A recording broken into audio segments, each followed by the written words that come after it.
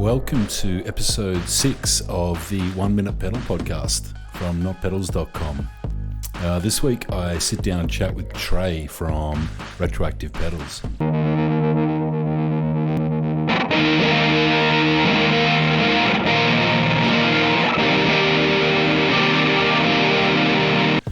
Trey is building out of New Orleans, Louisiana.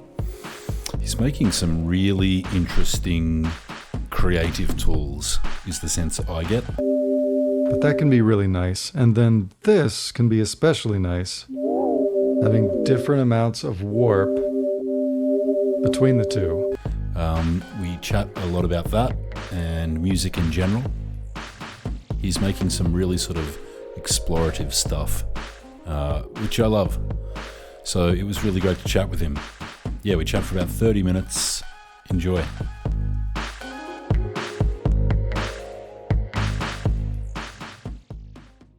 All right, Trey, thanks for joining us, man. How you going? I'm doing well. Thanks for having me, Alex. Appreciate it. Yeah, it's always good to chat. I'm going to dive straight into it. You design everything for Retroactive Pedals, from conception, idea, through to the final product, the breadboarding, testing, assembling, packaging. You do it by hand, which is fantastic. Tell me about Retroactive Pedals and where, when it started, and maybe why you started it as well. Sure. Yeah. So just so I don't forget this, some of the artwork for my pedals have been done by other friends. So that's some of the aspects, like the Fifth's artwork and the new Super Dot Chaser 2 artwork I did very loosely in a free graphics editor. But a good friend of mine, Tyler Blanchard, did the art for the ISOCAB. 18 is when I officially launched Retroactive with the website and, making it official with the Louisiana Commerce Revenue Department. But I've been doing DIY pedals since probably 2013, I believe, is when I really kind of started buying breadboards, parts, figuring out how to do it and running, small batches. But 2018 is when Retroactive really started. And the reason why I really built pedals is because I do play guitar. But for a long time, I actually, I toured professionally with bands as a backline tech. So I was always around fixing gear. I was around guys who had pedal boards. I was playing through tons of pedal boards for sound checks. So I was just always around gear. It just was like the natural progress for me to, as a tech-minded person, to start taking apart some of these things whenever I realized that I needed them for myself, or whenever I was tired of buying pedals. And, that's just kind of the natural flow of it. I think for a lot of people, they see something they need, or they don't want to pay for the versions that are out there, and they kind of just see how it's built. And now with the internet being what it is, as far as like schematics and finding variable layouts and guys on forums and Reddit tracing PCBs and stuff, I mean, you can get started quickly and, making clones of pretty much damn near whatever you want, as long as it's not pretty hardcore DSP, and you can even clone some FV1 stuff if you really know what you're doing. But for the most part, all the resources are there. So I think a lot of people are like me, basically just building out of necessity and then also curiosity to start. Yeah, I was going to ask if it's sort of starts off as a necessity thing rather than buying new pedals. You sort of like, I may as well tinker and start making my own. It sounds like that was a part of it for you, a big part of it for you. 100%. Yeah. I mean, that's how it starts with, and obviously like the research that goes into it. It's, I couldn't tell you how many hours I've spent reading about pedals and before I even built anything. I was never interested in cloning stuff straight up. I've always from the jump tried my very best to take something that I was interested in and dive in from the ground up and try to design something that makes sense for me, but also is unique and weird enough to where it's interesting to somebody else right away. The pedal market is completely saturated as it is. So building something that other people can easily build too, it never stood out to me as something I was interested in doing. It makes more sense. It always made more sense to me to try to go for something else right away, and I think I've done that for the most part. I mean, it's funny looking back on some of the earlier, very first dot chaser pedals and even the diving bell delay that I've done. At the time, I was proud of them. And then, but as you develop as a builder, it's funny because I look back on that stuff, and not that I don't like them anymore, but I've built better things since then. And I've also defined myself as a different type of builder even now, what I'm interested in building and what I'm trying to build next. Yeah. So it's all part of the learning process. You grow and you learn as a builder, and it's okay to change direction whenever you want. Now, you've got a background, I believe, in playing drums aside from the guitar and the backline work that you did. So I'm curious how that has potentially informed the way you've built pedals, or what you've done with your pedals. Oh, that's interesting. Nobody's ever asked me that, but the only thing I could possibly say is, I've played drums for a long time. I was in marching band as a kid from fifth grade all the way up to high school as a drumline person. And obviously drums are just rhythmic, right? And whenever I play guitar, I gravitate towards fingerstyle guitar because it's also hyper rhythmic as well. And my pedal building, I don't think it's actually reflective of that really, only because I build pedals based around sounds and other bands that I'm really inspired by, not so much my playing style or how I would necessarily use a certain pedal in a particular sense. And I find ways to incorporate my designs into my playing style always. But sometimes I build based on a sound or an idea that I'm trying to capture first and foremost. And then I kind of pivot from there, because the more you play with your own design, you find different uses for it. And then obviously when you hand it off to other demo players or other people, friends or other musicians, they do something that flips it, 180, because since I'm not that type of player, I didn't discover that type of sound. So the drumming aspect of it doesn't necessarily play too much really in my pedal design, but more so certain sounds and the way other people end up using my pedals play into how I design and, design new stuff too. Now, you're based in New Orleans. We were chatting about this before. What is the scene like there? Is there much of a builders scene there, much of a community around it? Yeah, I wish there was, but there's not. I think I'm one of the only people, at least that I've found, that are trying to take it super seriously as far as, really getting a business model together. There is a music shop in town called Webb's Bywater Music, and it's a pretty popular place for getting gear and stuff. And I know he builds his own custom amps, and he does build pedals from time to time. But his are very DIY, handmade type of thing. I'm really the only one that I've seen lately who are really, hammering out UV enclosures, trying out drill, just doing the full run of drill and the kind of more production approach, not so DIY. But unfortunately, no, there's really not a community here. Whenever I was living in Nashville during COVID, there was tons of more companies and builders that I was able to kind of network with there, Heaps. which was great. Yeah. And I did end up hanging out with quite a bit of them, and there was a lot of events. And it was the beginning of something that I thought I saw it. I saw the light at the end of the tunnel of like this is the community. This is slowly happening where we're all kind of networking together, doing events together. And, but I ended up moving back home kind of right at the right tail end of COVID in like 2023 or so. And now I'm kind of back to the drawing board as far as, not really making events. And even if I was invited to some, which I have been, but they're like, a lot of the Baltimore ones or the Oklahoma City ones, they're just pretty far away for me to go. It's not like I can just drive out there like most of the guys that live in, more populated areas, regions. I'm kind of alone out here. And do you think that isolation plays a role in what you do? Does it contribute to your process when you're ideating or coming up with ideas? I do work well with collaborating with others, and it's nice to be around other builders because you can share prototypes. You can brainstorm. You can kind of nerd out together on common interests.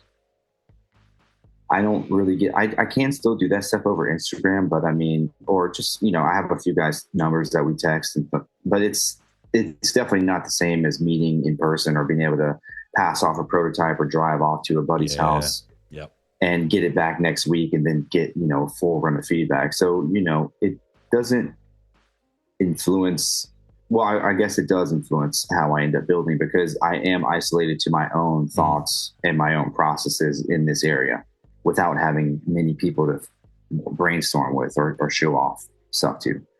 And I have sent off some things to some people, like mailed off pedals, but that gets expensive and sometimes it doesn't work out. The collaboration is it's just not the same. They don't get back to you in time. And then, 2 or 3 weeks pass and there's really no movement on their perception of the pedal. And it gets tough to try to design something like that unless it's a true collaboration, which I've tried to do before with people where they, an influencer or somebody just wants to design a pedal and they just need to find somebody to make it. And they've reached out to me a handful of times and nothing ended up ever coming out. I guess you miss out on some of that instant collaborative sort of back and forth. You've joined us on NotPedals. You've listed now new to the platform 4 of your models. You got the Emblem exclusive, the ISO Cab Speaker Sim amp.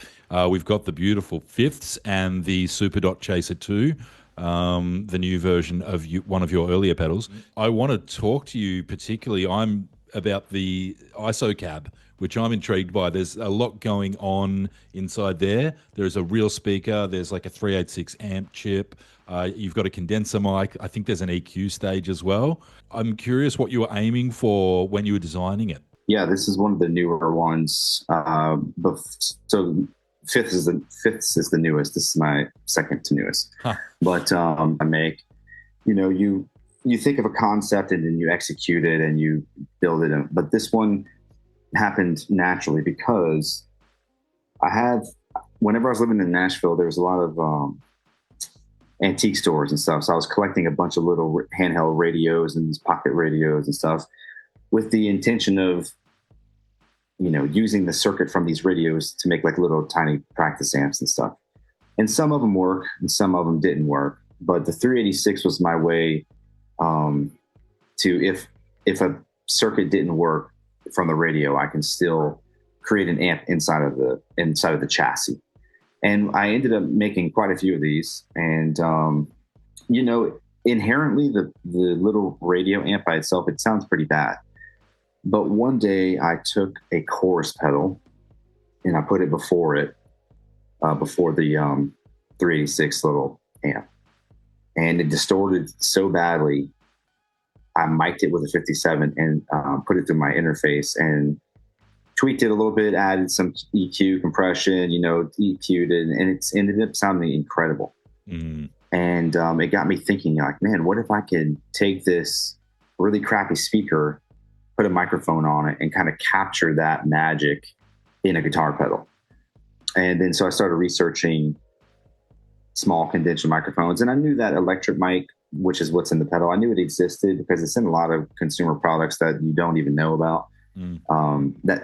It's in stuff you don't think about, like if that are microphone friendly, or you can record like any kind of toys or something like that.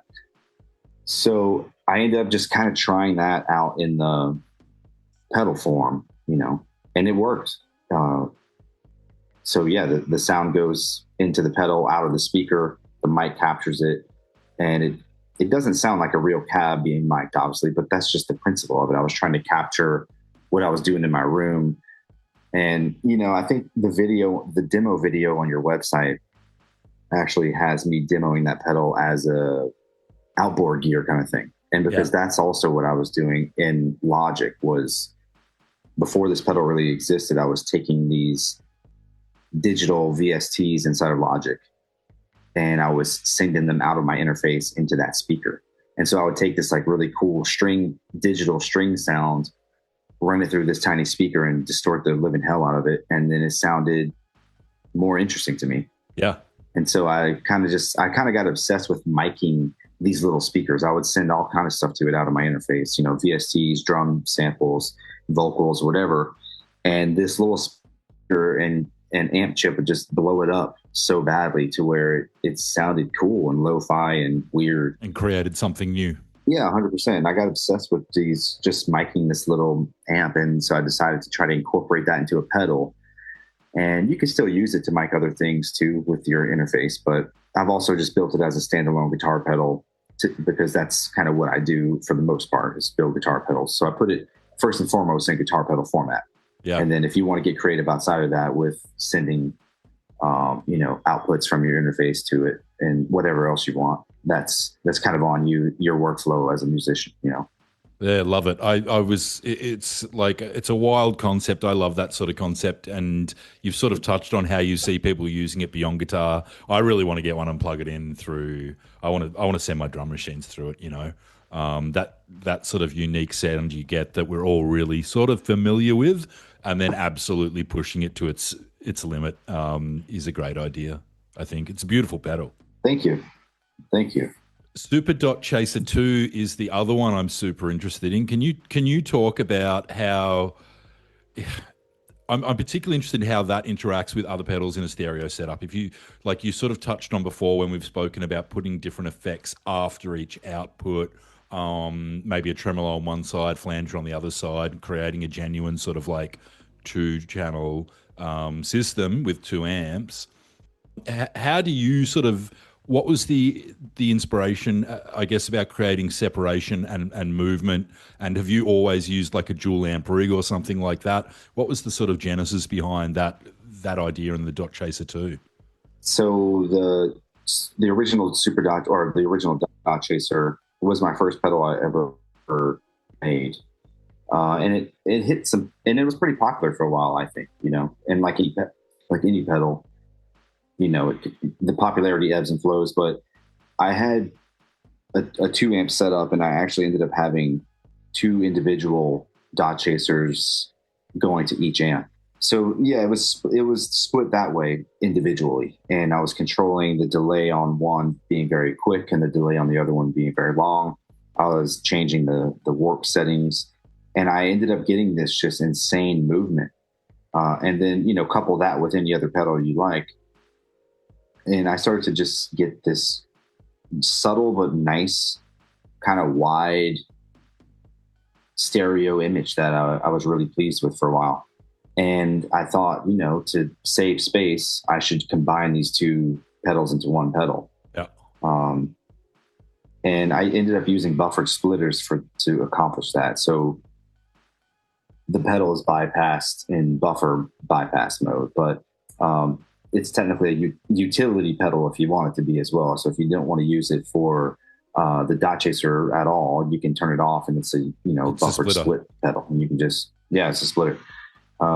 So that kind of design, it designed itself basically whenever I wanted to use it that way. But yeah, the Super Dot Chaser 2 came out just because I was using 2 Dot Chasers in my personal setup for a while. Now with the way it's set up, you have one input, and it's just, you go to dual mono buffered output, and then you can put whatever pedals you want in each loop and, modulate it that way through your 2 amp setup. Yeah, that's wild. And have you got any favorites of either what you've done with it as far as pedals, choices for each channel after it, or anything you've seen other people do with it that has sort of caught your eye? Yeah. So the thing I was doing with it at first that really got me excited about really doing the idea was, in one setting after the Dot Chaser, I had a chorus pedal, and then in the other side, I had a delay after it. So you had one channel that was 2 delays in line, if that makes sense. And then you have the other side that's a delay and a chorus, and obviously the delay that I was using on the other side also had modulated delay. So you're technically still doing 2 modulation settings and some extra delay, but I was just getting this insane kind of panning back and forth without being true stereo, right? So you just fake the effect of it actually panning back and forth through choruses, flangers, extra delays. And that's kind of where I was going with it. I wasn't building a true stereo pedal where you have actual ping ponging between 2 amps. You have just a simulation of it. But I kind of like the simulation sometimes more than the real thing, because I have a vintage chorus pedal that does pan between the two. And, you kind of end up having that kind of tremolo effect where when one thing pans over, your left amp is completely like silent, almost, it sounds like, or it feels like, at least, where you can physically, you have that stuff panning back and forth. And it almost sounds like a tremolo, because as one comes in on the right, your left one sounds muted or something. Yeah, you get that choppiness. Exactly. And with this fake simulation, like, there's always sound happening, And in my room, I have my amps spread out far away from each other too. So whenever that thing is swirling around and feeling like it's ponging around off the walls, off the amps itself, it almost is even more intense. I don't know how to describe it, but spreading my amps out far, really helps. I get it. It's a really interesting, man. Maybe you've heard this a lot, but like with your builds and the stuff you're creating, I get a real nice crossover from the concept into like real world application. You're like, hey, this is like a speaker that's mic'd up in a box, or hey, this is like pretending like you've got 2 mono amps set up in a big room. I really like that.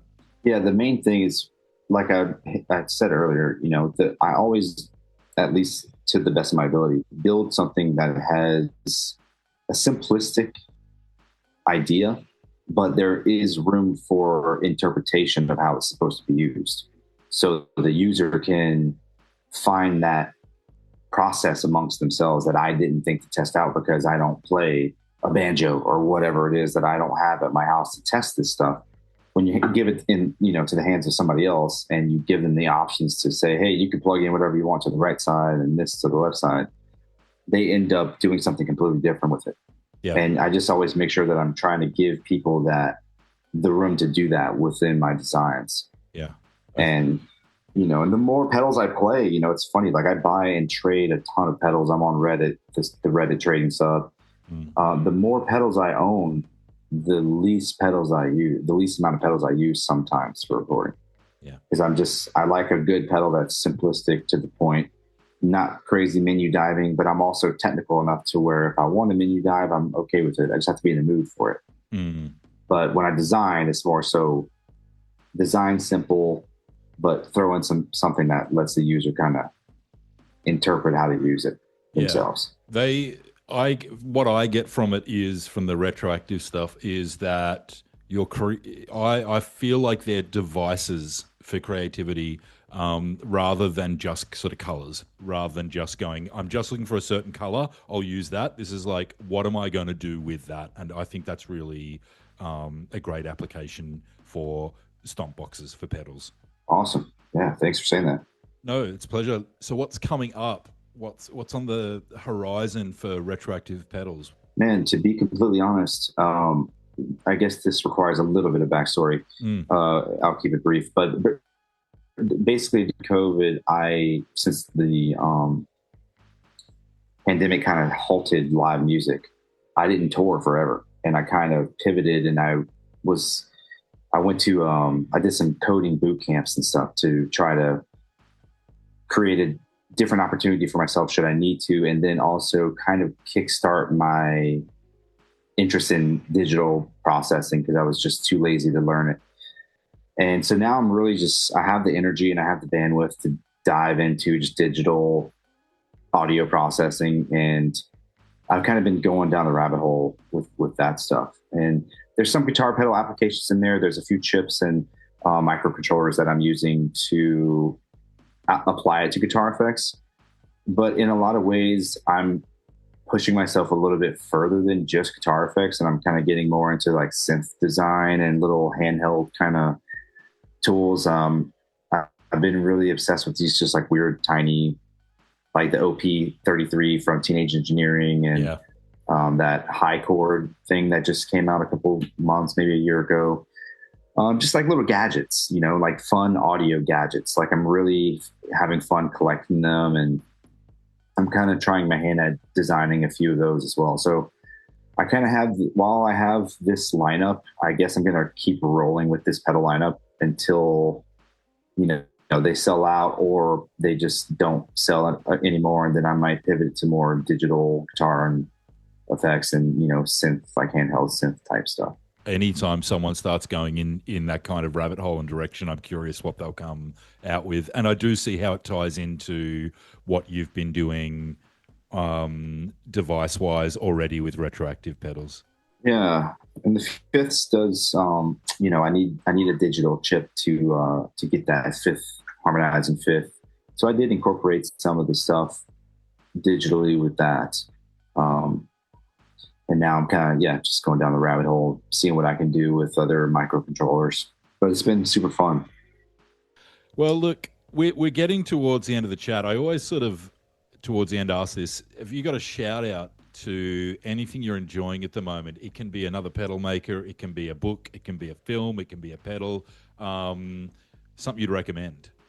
Yeah. Okay. Well, that's okay. I mean, it's easy because I'm just going to list off some of the things I'm currently enjoying. My now wife, actually, we just legally got married, even though our wedding is coming up. We technically did it legally, so it's still new for me to say my wife. So she turned me on to a book called Demon Copperhead. So I've been reading that. I'm like 10 or 12 chapters in, and it's really good. So that's a great book. And I'm currently catching up on all of the prequels to the Yellowstone franchise. If you're into that, watching the new Trump South Park thing. As far as more music related stuff, like I'm really deep diving into a lot of these handheld devices. Like I said, the PO33, just samplers. And I'm also really going down the deep dive of macro pads and 3D printing design. So like I really am just interested in just kind of micro design right now, like small, creative, useful tools. And I just love the way macro pads look. And so anyway, I'm going to probably buy a 3D printer here soon and kind of deep dive into that. And then, still just recording and listening to a bunch of, I'm a big fingerstyle guy, like I said, ambient fingerstyle guitar. So listening to a lot of Barry Archie Jr. No, I'm sorry, not Barry Archie Jr. His name is Barry Archie Johnson. This is that finger picking style, similar to, because I think you put some stuff out of your own, don't you? I did recently. I didn't tell many people because it's just like another thing you have to do to it's just so much work to put and release music. I just put it out there, and I was like, maybe the internet gods would just let people stumble upon it. But yeah, I did put out some finger style stuff under my name, FJ Bourgeois, Bourgeois. And, so I'm just kind of always trying to record, make ambient style, sort of just soundscapey, acoustic guitar stuff. And, I'm really inspired by... Are you listening to any Hayden Pettigo at all? Have you gotten into his stuff? Yeah. Yes, I have. He just released that new album. Yeah, and it's stunning. Yeah. Yeah. Actually, I've discovered the Barry Archie Johnson guy through Hayden. And, I'm just really connecting with the Barry stuff right now. Because I think it's because we both have... I've seen him play one of these Eastman guitars. I don't know if you can see it in my... Yeah. You can see the headstock here. Yeah. It's a pretty nice acoustic guitar. And the thing is, I've been obsessed with just getting good acoustic recordings. And anyway, I know he plays an Eastman, so I've just been obsessively listening to his music to try to replicate that just super clear tone that he has. It's incredible. So just, check it out. I think Hayden's stuff has been some of the most exciting, subtle stuff that I've heard in the last couple of years. 100%. Yeah, 100%. I'm glad it's kind of coming around. For a really long time, I was trying to figure out how to incorporate fingerstyle music with psychedelic effects and weird sounds. Yeah. And I just never knew how to do it. And now through Hayden and other type of guys, I've realized that there's actually a super niche genre just for this stuff. So I've been kind of going down a hardcore rabbit hole, just consuming as much of that stuff as I can, Isn't it nice discovering something like that and going, Oh, great. It is okay to record an hour-long album of just finger picking with like crazy reverb. Yes, 100%. 100%. Honestly, you nailed it, man. I was so relieved. Yeah. Because I just never knew it existed.